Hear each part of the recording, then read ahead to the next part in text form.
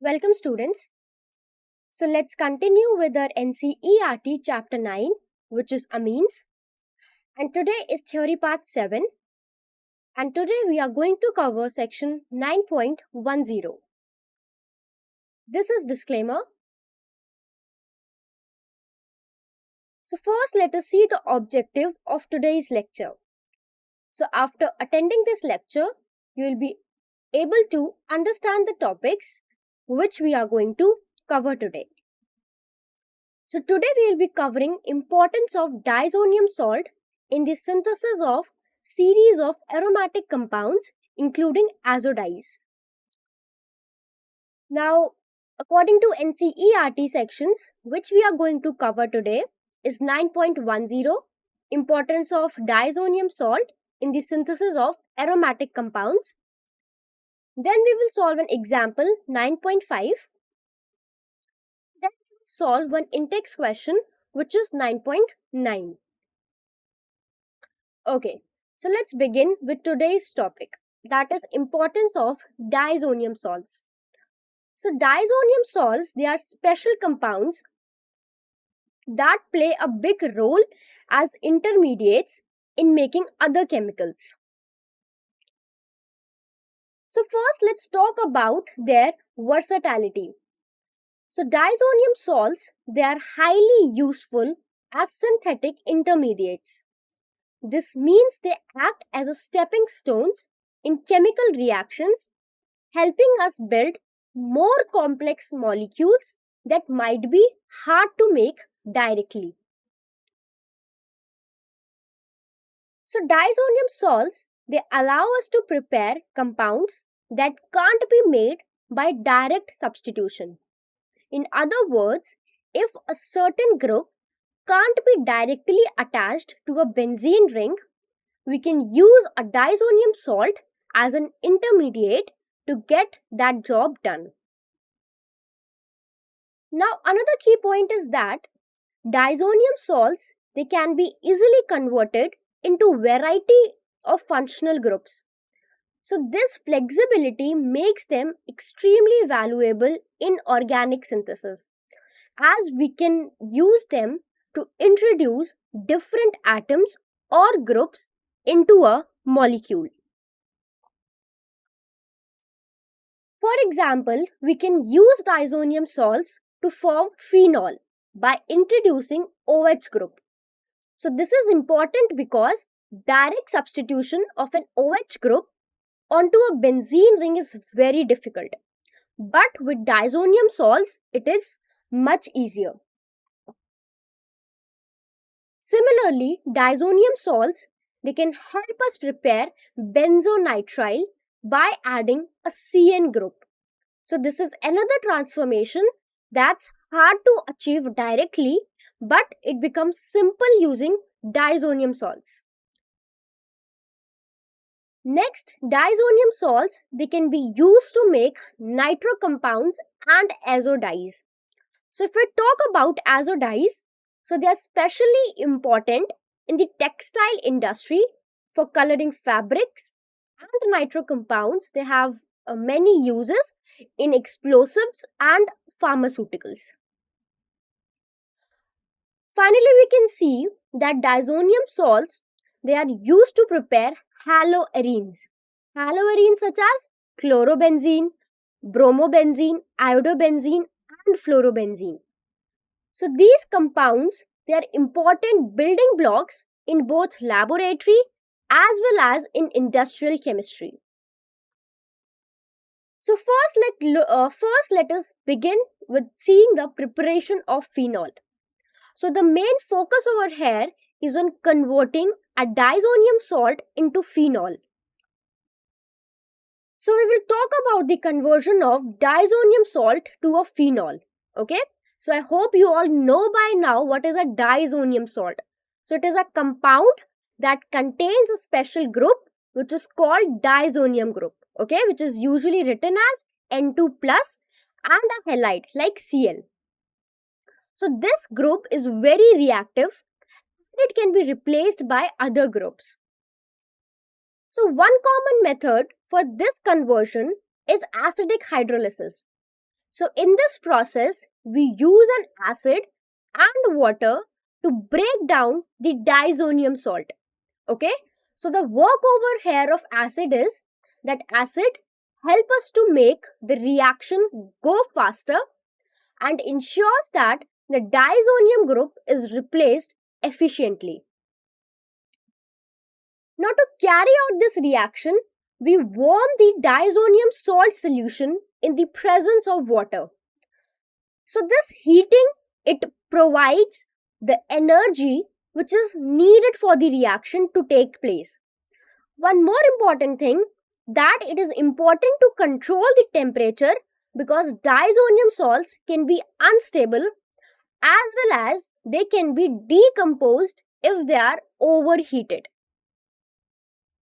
Now, during this reaction, the diazonium group, which is N2 plus Cl minus, it is replaced by a hydroxy group, which is the OH group.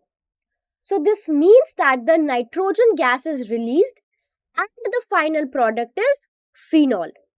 So, this is a good example of substitution reaction where one group is replaced by another group. So, look at this reaction.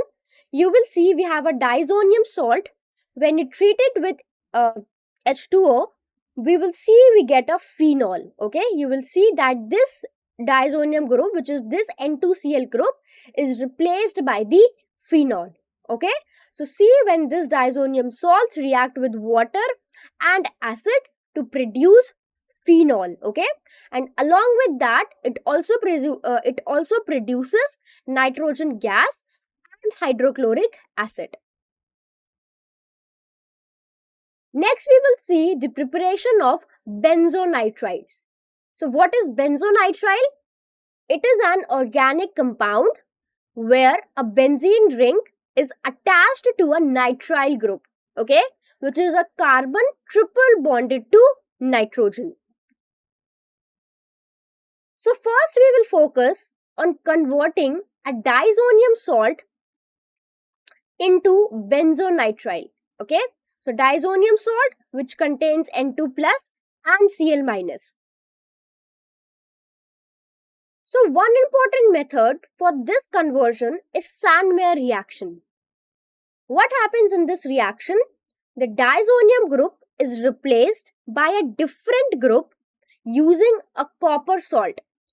Okay, using a copper salt as a catalyst.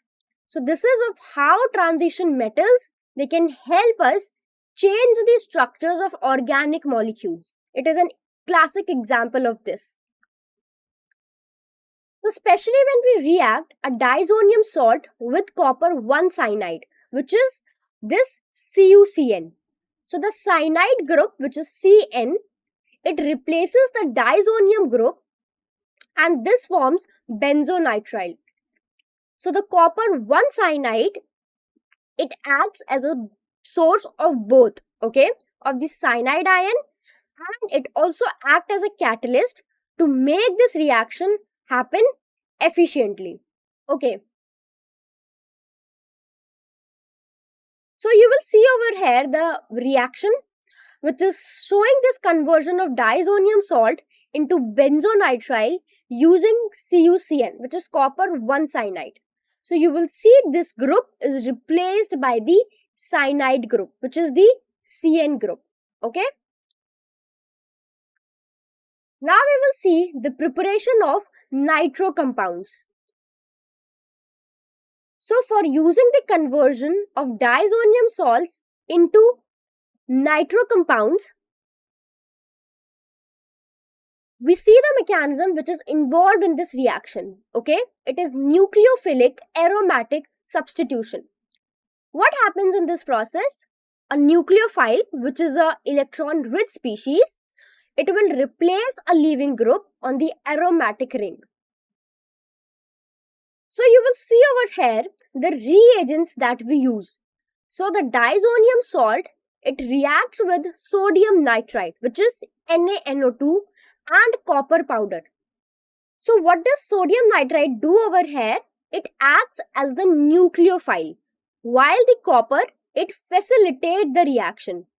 So this combination allows the nitro group, which is the NO2 group, to be introduced onto the aromatic ring, displacing, or I can say replacing, the diazonium group. So look at this reaction. Here we have diazonium salt. When you treat it with NaNO2, which is sodium nitrite and copper, along with heat, we convert it into a nitrobenzene. So this group over here replaces by this group, which is the NO2 group. Now let us solve example 9.5. So it is asking, how will you convert 4-nitrotoluene to 2-bromobenzoic acid? So you have to convert this 4-nitrotoluene to 2-bromobenzoic acid. Let us see. So we are starting with the conversion of 4-nitrotoluene to 2-bromobenzoic acid. Now this conversion actually takes place in 5 steps. So one by one we will see each of the steps. Step number 1 is electrophilic substitution reaction. Okay, so electrophile, what happens in this reaction? Where an electrophile, it replaces a hydrogen atom in an aromatic ring. Okay, so you will see that in this step we add bromine to the molecule through electrophilic substitution. So over here bromine acts as the electrophile. That means it will see out the region, or it will seek out the areas of high electron density in the aromatic ring. Okay, so this is how we can selectively introduce halogens into aromatic compounds. Now over here, the bromine ion, which is written as Br+, it acts as an electrophile. Okay, so electrophile is a species that accept electron, and in this reaction Br+, it will be attracted to the electron rich aromatic ring. Now what will happen? Br+ can attach either to ortho and para positions relative to the methyl group. Okay, but the actual position depends on the directing effects of the groups that are already present. Over here you will see that only the ortho position is available for the substitution. This is because the para position, it is already occupied by the nitro group. See, it is 4-nitrotoluene. Okay, so at 4th position a nitro group is attached. So para position is already occupied by the nitro group. So where will the bromine go now? Obviously it is left with only one position. It will go at the ortho position. Okay, so if we'll see the reaction over here, you will see this is 4-nitrotoluene, 1, 2, 3, 4. On 4th position, a NO2 group is attached. Okay, and you will see it will undergo a electrophilic substitution reaction, and this bromine gets attached to ortho position. So this is ortho to this methyl group, which is CH2 group, because at para NO2 group is already attached. So it is only left with this ortho position. Okay, let's see now next steps. Now we will be moving to step 2. Now in step 2, we will see the reduction of the nitro group, which is the NO2 group. So what does reduction means? That means you are gaining electrons. Okay, so we will see that we will convert a group like NO2 group to a less oxidized form, okay, such as an amine group.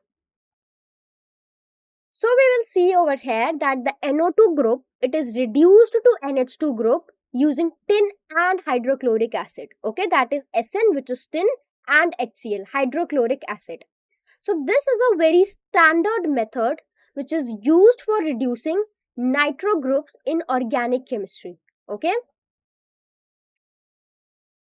so if we'll see over the reaction here, we will reduce now this compound, or will reduce this nitro group into NH2 group, okay, using tin and HCl. So this NO2 group gets reduced to this NH2 group. So step 2 is the reduction of nitro group. Now we will see the next step. Step number 3 is the diazotization reaction. Okay, so diazotization is a process where an amine group, especially an NH2 group, is converted into a diazonium salt.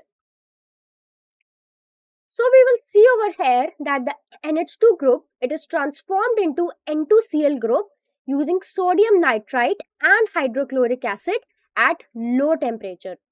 So in this reaction, sodium nitrite, it reacts with HCl to form nitrous acid, which then further reacts with amine. And you will see this reaction is carried out at low temperature, because low temperature is essential to keep the diazonium salt stable, as it can decompose if it is warmed up. So look at this reaction over here. You will see over here, this is the diazotization reaction.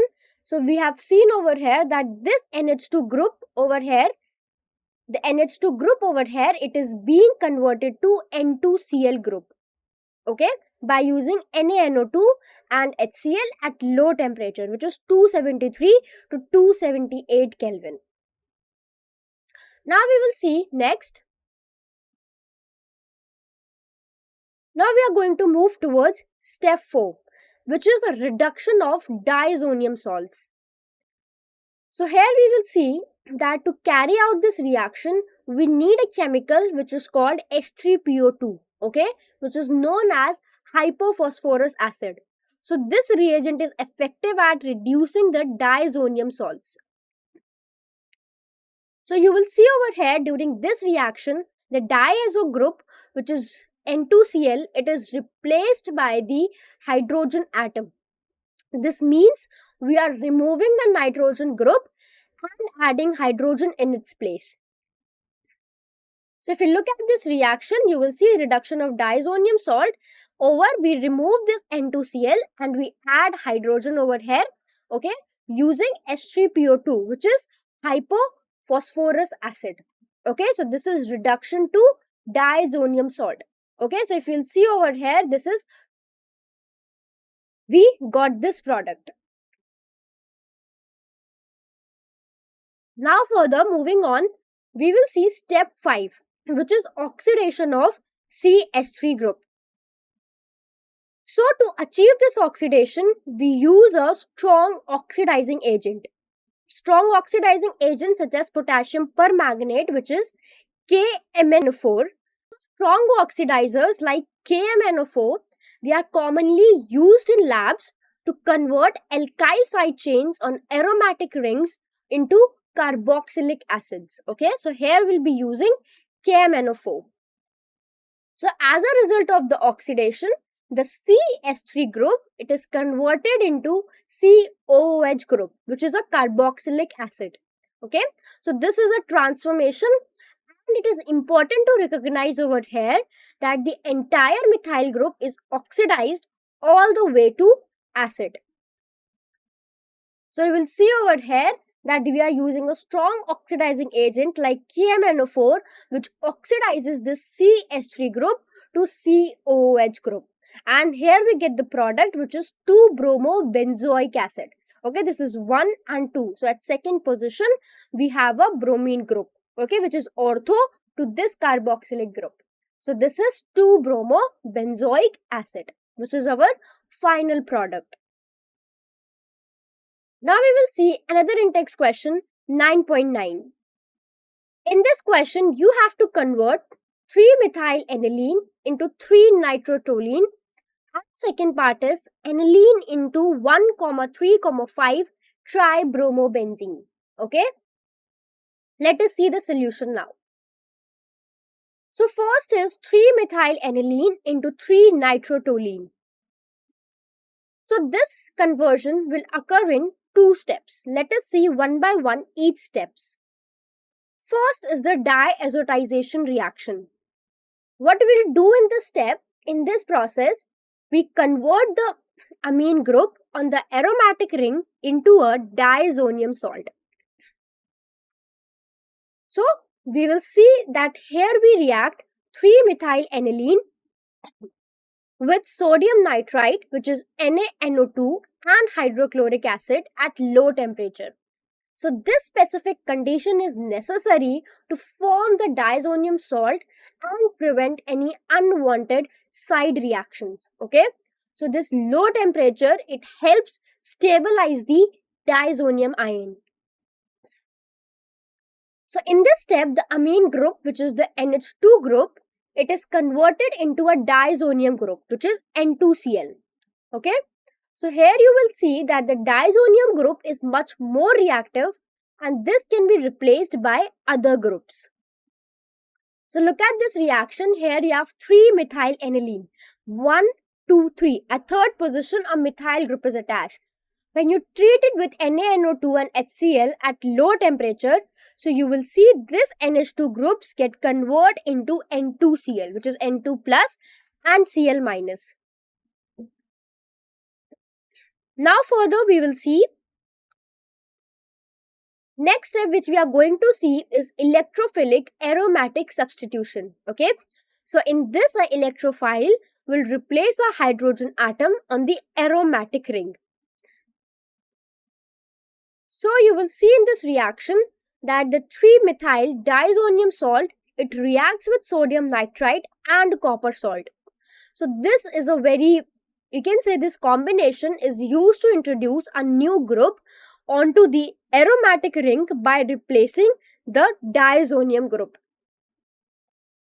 So you will see at this stage the N2Cl group on the aromatic ring is being replaced by a NO2 group.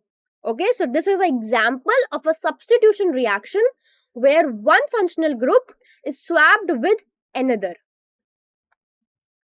So see over the reaction over here, this is 3-methyl diazonium salt.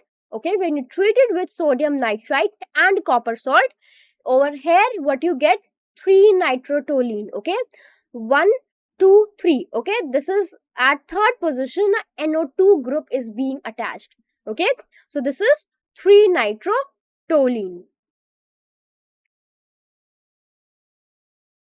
Now let us see the another part, which is aniline into 1,3,5 tribromobenzene. So now this conversion occurs in 3 steps. First one is bromination of aniline. So bromination means we are adding bromine atoms to the benzene ring. Okay, so if you see over here, the amino group in aniline is a very activating group. So it directs the incoming bromines to ortho and para positions. So in this step, we react aniline with aqueous bromine, which is Br2 aqueous. So this reaction is very fast and it leads to substitution at 2, 4 and 6 positions on the ring. Okay, so the result is a tri-substituted product, which is 2, 4, 6 tribromoaniline. Okay, so it will yield a tri-substituted product. That means bromine will get attached to 2nd, 4th and 6th position. Why this happens? Because the amino group strongly activates those positions which make them more reactive to bromine. So look at this reaction over here. You have aniline. When you treat it with Br2 aqueous, you will see you will get a tri-substituted product. So 1, 2, 3, 4, 5, 6. At 2, 4 and 6, you get bromine atom attached. So this is a tri-substituted product. Okay.